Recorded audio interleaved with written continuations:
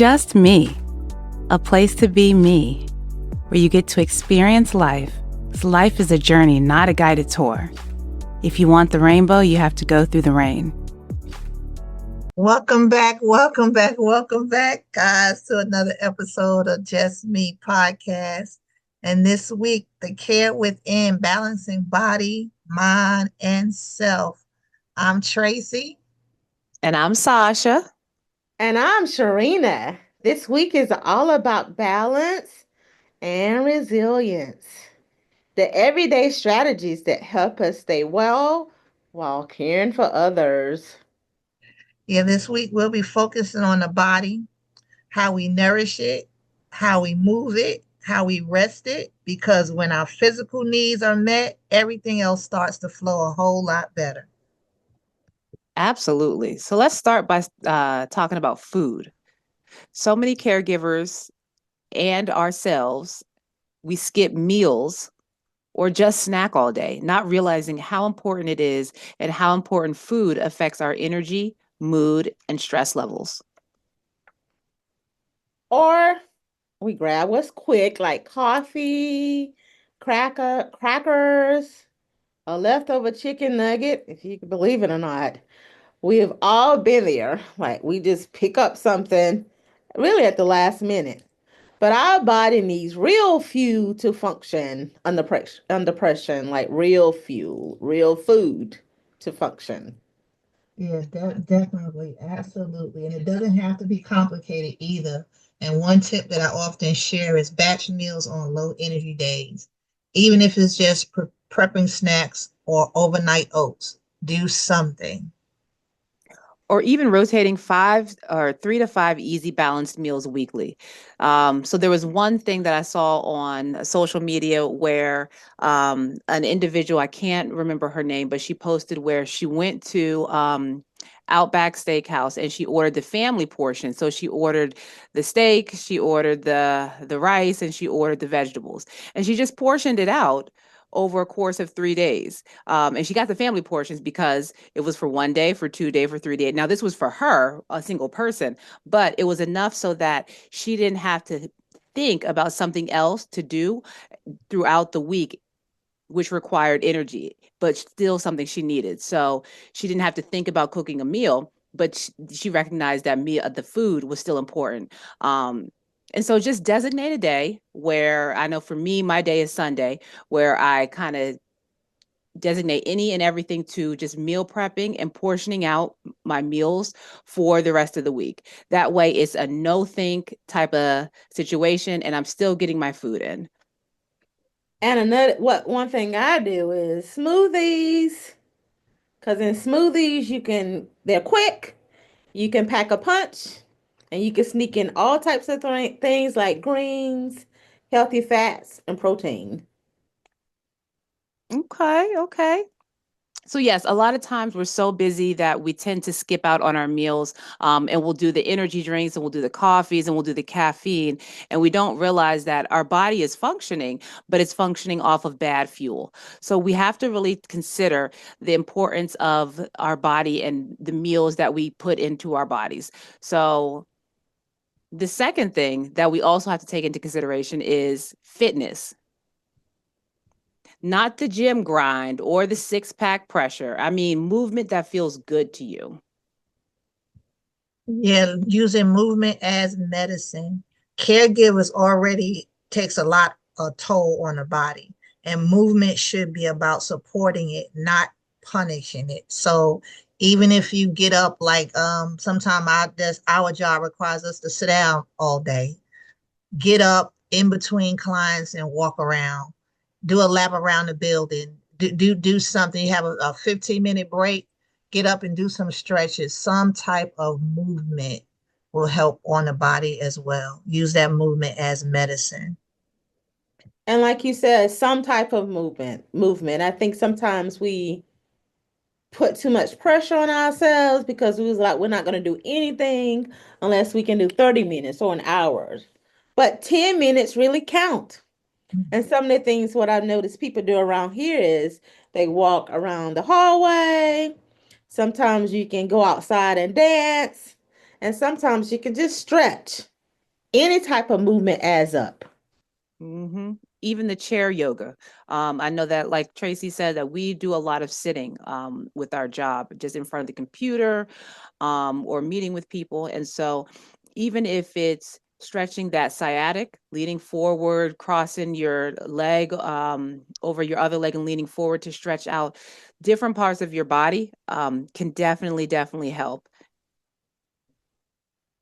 Mhm. Movement is more like an emotional release. You're not just burning calories, you're moving stress out of your body. And I know even like for me, when stress shows up, I get real tense across my shoulders. And so I can sit, while I'm sitting in the chair, standing up, even just trying to stretch them out, doing those little, put my arm over my head, bending over to my back, and just keep on, doing those movements to help release some of that pressure, inflammation that builds up. But definitely getting your body to do some type of movement helps release that stress on your body because your And body keeps the score. yes, and even if it's sometimes we feel like we don't have a lot of time within our day, incorporating it with your routine with your kids. So, yes, we are all caregivers in some shape, form, or fashion. And so, if you have younger people that you're caring for, help to incorporate that into their routines. It could be stretching before bed, it could be you know racing them when they get home off the school bus. I race you to the mailbox, or I'll race you to the stop sign. And kids love a challenge, so anything that's going to get their body moving and get you up and moving as well. I'll race you to the front door. Kids love movement, so anything that can incorporate and teaching your kids also the importance of movement. And with that being said, Sasha, these are small things that you're expressing that we can do. So it's not things that take a lot of time. These are small things that can help us as it relates to really getting us moving the way we need to be moving. And some of the other small things that we take for granted that can help us is drinking water. When you drink water, that helps as it relates to sending nutrients to the bones so we can move around. And also resting. When it comes to resting, you don't have to rest for like 30 or 40 minutes. You may not have time, but 5 to 10 minutes will be very helpful. And also, something I love to do is breathe. Like, this is something so basic that sometimes we don't breathe the correct way. So, really being intentional as it relates to breathing. Yeah, I like what you said, but most people, let's be honest, is in survival mode. Most people live on caffeine, they skip sleep, and they ignore thirst. They know we need to be drinking more water, and that's more common than not. Very true, very true. And so that's why it's so important to stress being intentional about the choices that you make. So, if it's intentional about stretching your body, if it's intentional about drinking water every hour, whatever hour that looks like, um, try setting a water reminder on your phone. Keep a reusable bottle in your workspace and use it as something that is a frequent reminder. I know they have those water bottles, those large gallon water bottles that have on the hour, you're almost there. And then on a second hour, you're almost done. And in the third hour. So it helps to kind of get you motivated to continue drinking the water. And with that being said, all the stuff that we express, we're talking about 5 to 10 minutes. Sometimes we can do this in the midday, and that will help us reset. Reset if we do the things that we just expressed. Walking, drinking water, time out, resting, moving your body. We're not asking for a lot of time, just a small amount of time, just to reset, unplug. And remember, sleep is restoration, is where the body repairs stress. And don't trade it for a few extra to-dos. What can I get in or fit in here? Because you'll most definitely pay for it later. Your body needs rest. Yes, definitely. Definitely. And sometimes, a lot of times we don't recognize that how we breathe controls our stress as well. So that's why when we talk about breathing, I know Sharina just talked about breathing about 5 minutes ago. So when we do those, I know that people have heard of box breathing or deep breathing. A lot of times on our daily experiences, we're breathing, but we're not inhaling deeply, and so that impacts the amount of oxygen that really gets into our body.